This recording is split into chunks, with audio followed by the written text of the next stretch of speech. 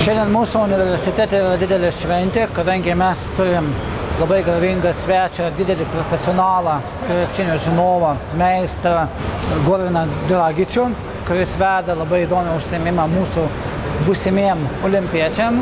Ir be abejo, mums yra labai didelė šventė, kad mes šiandien pasirašėm sutartį su labai prestižinė organizacija, kuri rūpinasi krepšininkų talentų atranka, rengimu, jų tobulinimu. We have a lot of experience not only in signing the players, but really taking care of the players in their personal life, because basketball is not only about playing on the court, but it's also about playing the basketball in your regular life. Being a basketball player doesn't mean only that you score points, but also you have a certain lifestyle and you have a certain way of thinking.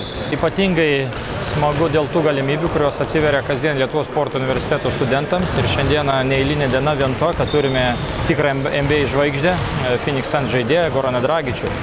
Tačiau ši mūsų kooperacija arba bendradarbiavimas yra žymiai platesnis.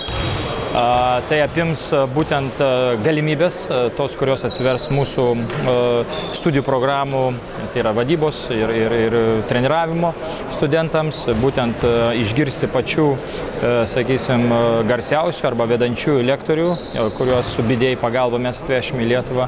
Taipogi mūsų studentams vykti į NBA klubus, į galbūt kitas sporto organizacijas, kur iš tiesų galima sutikti pačią moderniausią vadybą, sakysim, pačius pažangiausius treniravimo metodus ir panašiai. We will try to help to educate young players about how to make good decisions in their careers regarding how to talk with coaches, choosing a coach, choosing a team, choosing the right path. I mean, it's great. It's always nice to work with young kids.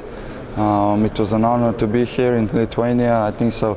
You guys have a great success as a basketball nation, and it was a pleasure to be here. I mean, I wish them all the best. You know, they need to work hard, and hopefully someday they're going to be successful basketball players. But I think so.